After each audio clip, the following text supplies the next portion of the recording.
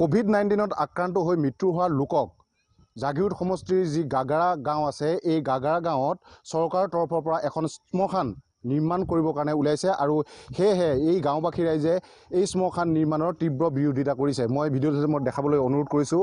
এনেদৰেই যিসমূহ গাঁৱৰ ৰাইজ আছে এই গাঁৱৰ ৰাইজসমূহে তীব্ৰ বিৰোধিতা কৰিছে এই যিখন শ্মশান ইয়াত নিৰ্মাণ কৰিবলৈ ওলাইছে। যি এই গাগাৰা গাঁৱত মহামাৰীত যি আক্ৰান্ত হৈ যিসকল ৰোগী আছে এই ৰোগীসকল মৃত্যু হোৱাৰ পিছত ইয়াত দাহ কৰাৰ বাবে ইয়াৰ অঞ্চলবাসী ৰাইজে এতিয়া এক আতংকময় পৰিৱেশৰ এক সৃষ্টি কৰিছে। এই যিখন শ্মশান আছে এই শ্মশান নিৰ্মাণক কেন্দ্ৰ কৰি মই ইয়াৰ স্থানীয় এগৰাকী মহিলা আছে, আমি সেই মহিলাগৰাকীৰ পৰা আমি জানিব বিচাৰিম যে বাইদেউ কেনেদৰে এই শ্মশানখনৰ কাম আৰম্ভ কৰিব বিচাৰিছে।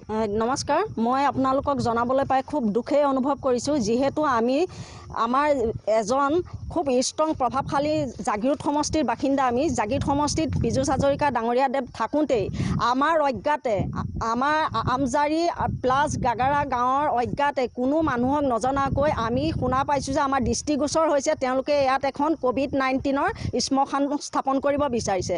গতিকে আমি পীযুষ হাজৰিকা ডাঙৰীয়াদেৱৰ লগতে আমাৰ মাননীয় স্বাস্থ্যমন্ত্ৰী ডাঙৰীয়াক আমি বিনম্ৰতাৰে অনুৰোধ জনাইছোঁ যাতে কোনো কাৰণতে আমাৰ কোভিড-19 শ্মশানশালীখন শ্মশানখন ইয়াত স্থাপন হ'ব নোৱাৰিব।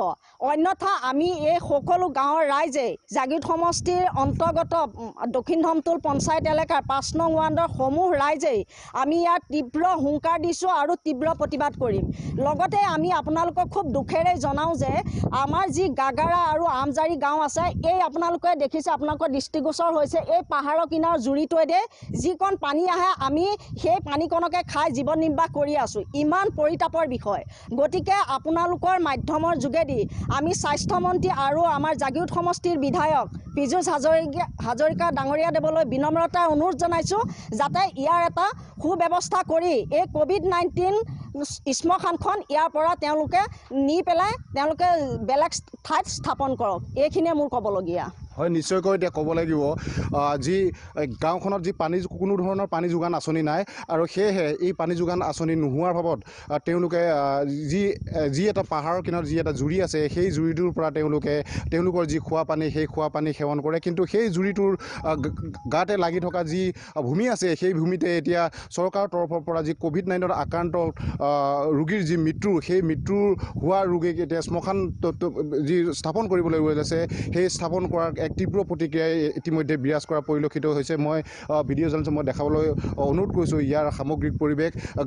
ইয়াত এই বিৰোধিতাৰে আজি ইয়াৰ যিসকল গাঁওবাসী আছে এই গাঁওবাসীসকল ওলাই আহিছে, এক আতংকময় পৰিৱেশে এতিয়া বিৰাজ কৰিছে। মই স্থানীয় এজন যুৱক আছে, মই তেখেতৰ পৰা জানিব বিচাৰিম। দাদা কি ক'ব?